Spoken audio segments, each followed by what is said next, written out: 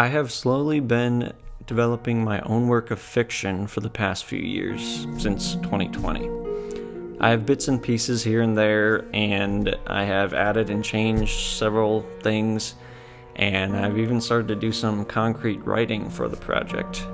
However, beyond sharing it with my brother, this is the first time I have publicly talked about my story to anyone.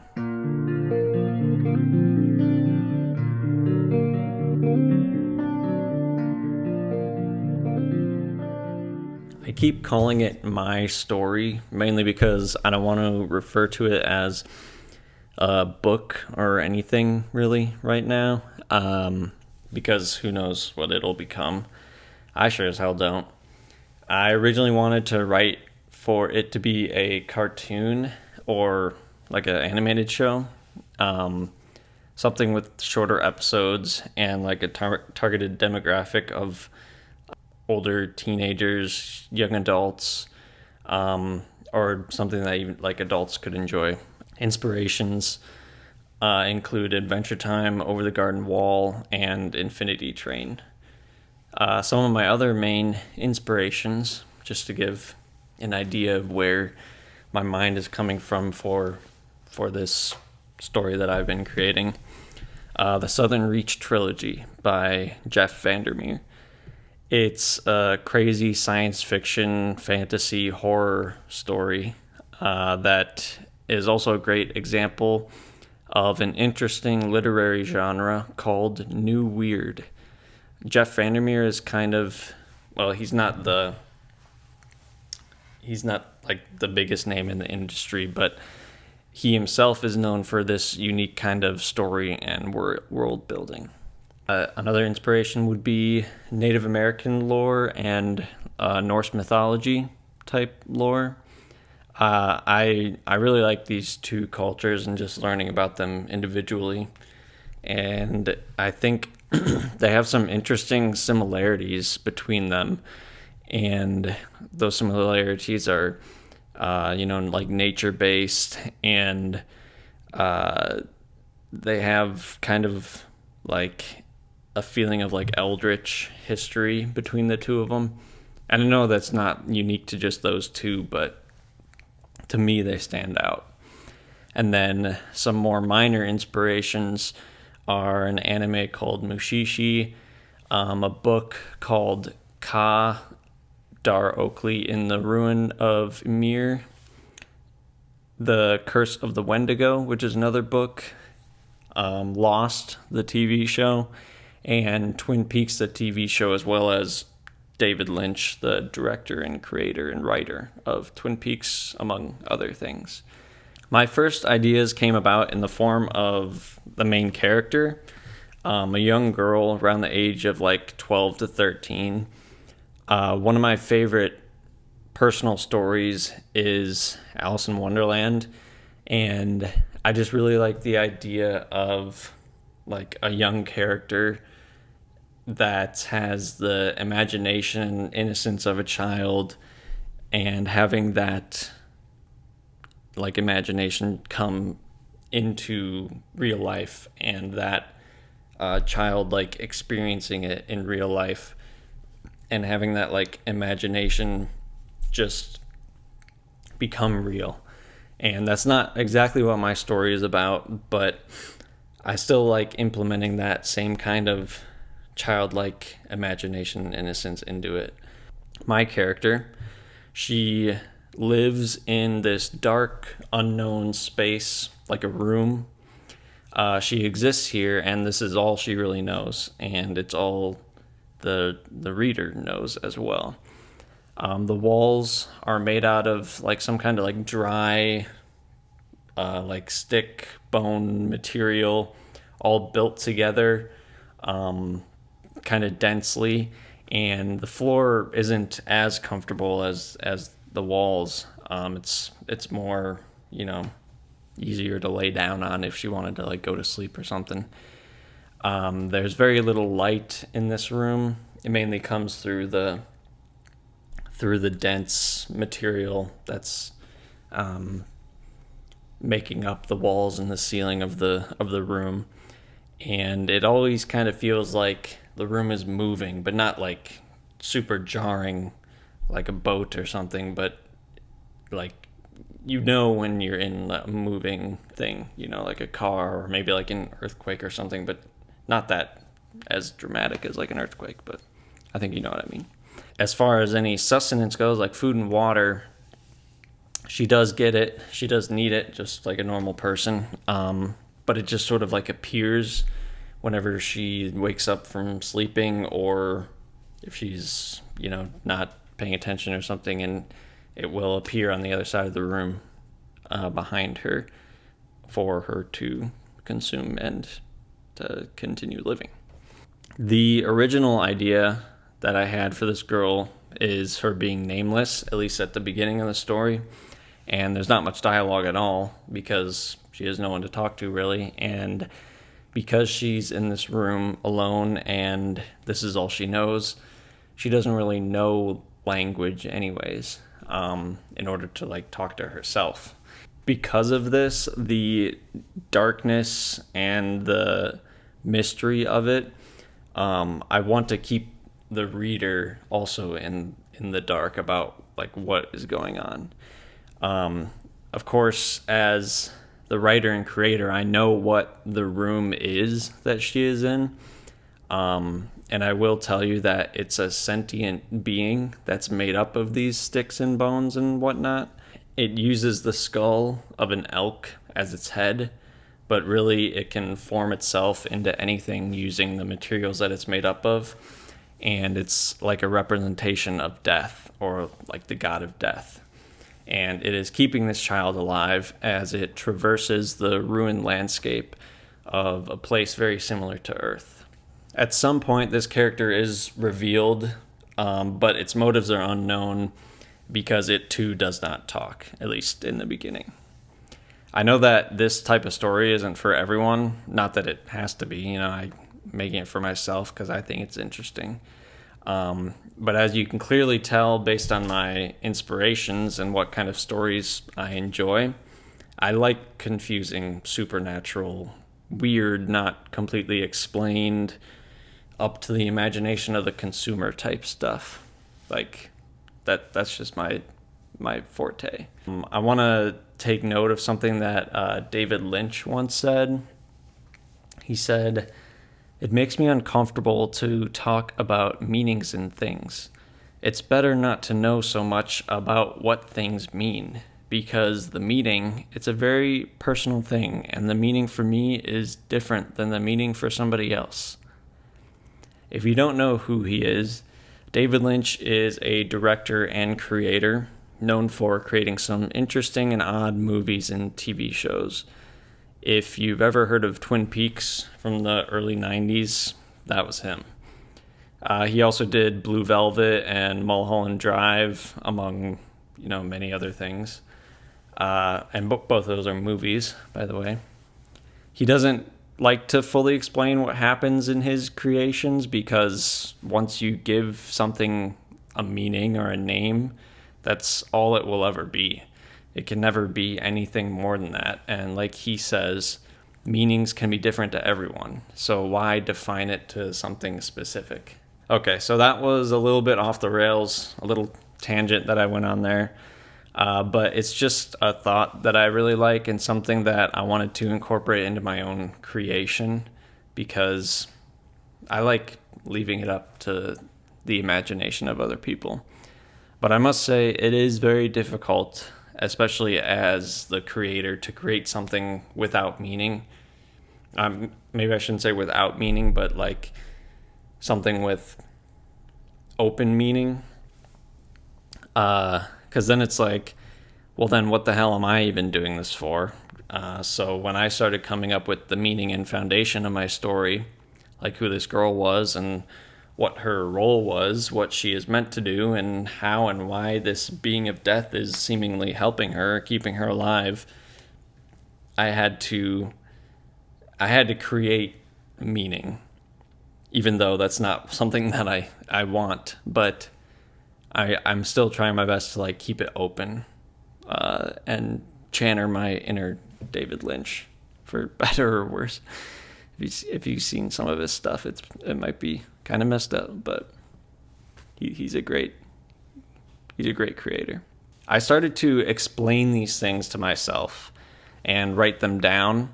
What I've written so far isn't really a word for word copy to what I eventually want to publish or something. It's just it's just my writing. It's just writing my thoughts about the story and about the characters, and just flushing them out, making them more interesting. And really, creators need to do this in order to keep attention. Even creators like the creators of Lost and Twin Peaks, and other shows as well, they're pressured into developing their stories or answering questions before they truly want to, because viewership might be declining, or they're pressured from the network people to reveal a secret before they wanted to, or reveal a secret that they never wanted to. And I love the show Lost. That's my favorite television show of all time. I know they had some issues with being too abstract in some senses, especially the finale. But I'm a big fan of the finale. I love how open-ended it is, and it's not purgatory. For those who think that it is, it's not.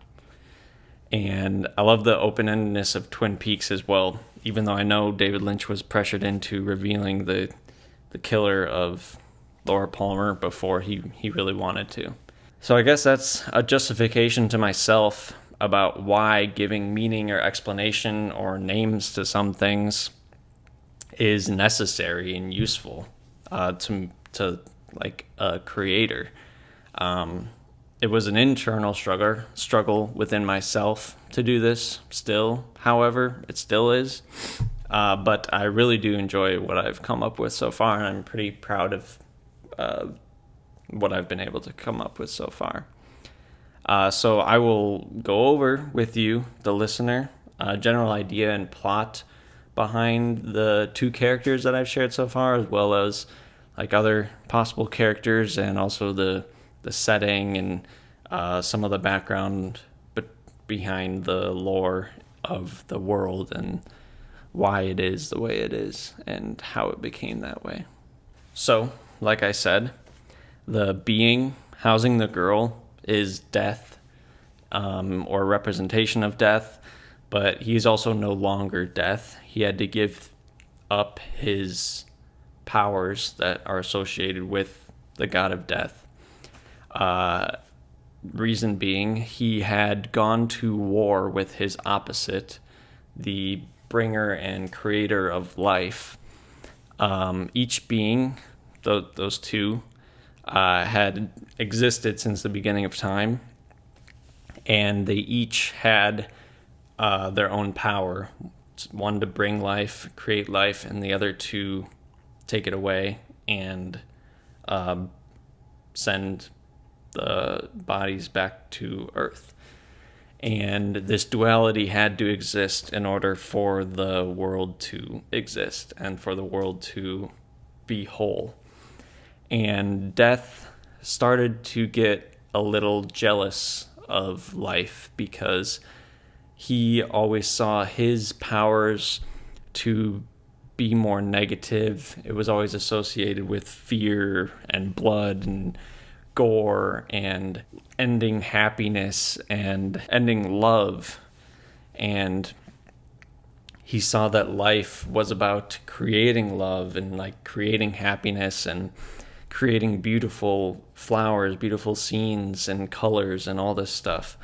And he had to kill all these things, which he was tired of doing. And so he decided, he was so envious of life that he decided to steal the power from the living God. And they fought, and he ended up killing the living God for it. But as the living God was dying and the world started to fall apart, the living God explained to him that the duality must exist. And if death were to take the power of life, he'd have to give up the power of death. So the living God stored his power, the power of life, in some kind of vessel and gave it to Death to hold, and told him that he must find a replacement, another living being that is worthy of accepting this power and becoming the next living God. Because Death doesn't want the world to end, he set out on this mission to gain that power so he could bring life into the world. He doesn't want the world to end. And so he kind of accepts his role as Death, and he accepts the vessel with the power of life, and he must find a suitable being to accept this. And he chooses this girl. He also has internal struggle of maybe like he still wants the power of life, but he's saving this girl, but maybe he still wants it, He also has to teach her what it is to be alive in this new world of kind of destruction and ruin that Death had created because of what he did to the living God. And you might be wondering, like, who or what Death is keeping this girl safe from? Well, with the fall of the living God and the new one being a novice or an anomaly, unnatural creatures or supernatural creatures started to appear across the land. These are creatures that do not follow the laws of nature and the duality that created it. These creatures are what I call siphonophores. A siphonophore is actually a real thing in our world. It is something that has fascinated me for a while now. In reality, in our world, they are marine organisms that are made up of an interwoven colony of smaller organisms of identical DNA, although sometimes these smaller organisms can have mutations, and that's what creates the different kinds of siphonophores. But in my story, I take the concept of siphonophores being a colony or like a amalgamation of different things, and in my story, the siphonophores are an amalgamation of different animals or animal parts and sometimes plants, kind of like Frankenstein together. But no human created these creatures. Instead, it was a sentient fungus.